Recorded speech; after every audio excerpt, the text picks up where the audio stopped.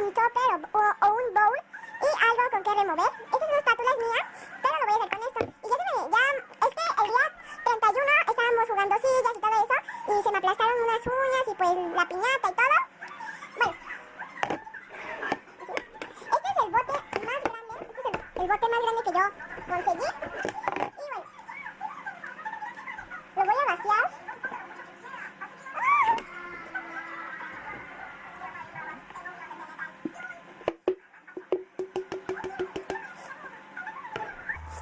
Listo, y así. Sí tiene mucho. Y después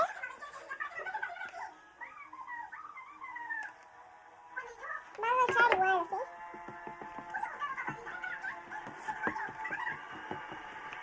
Y ahí se está haciendo.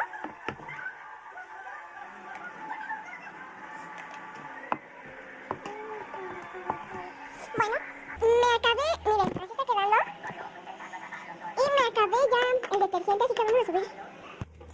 Y eché algo así, para ver si así ya nos alcanza. Y vamos a seguir. Bueno, y ya me está quedando. Aquí está mi hermano. Y no vacié las dos botellas. No, ahorita. Y bueno, le voy a poner pausa. Y vean, así queda. Bueno. No metas la mano, no metas la mano. Es que se te pega. Bueno, me quedó bien pegajoso. Así. Y sigue pegajoso. Pero bueno.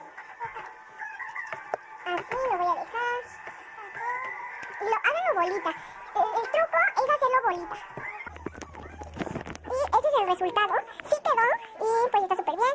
Espero que les haya gustado. Ese fue el primer video del año 2017. Y bueno, eso ha sido todo. Denle like y suscríbanse. También pasen por el canal de DM de Entretenimiento. Manolita 198, Pau Martínez, Molly Pérez González y Ari García. Bye.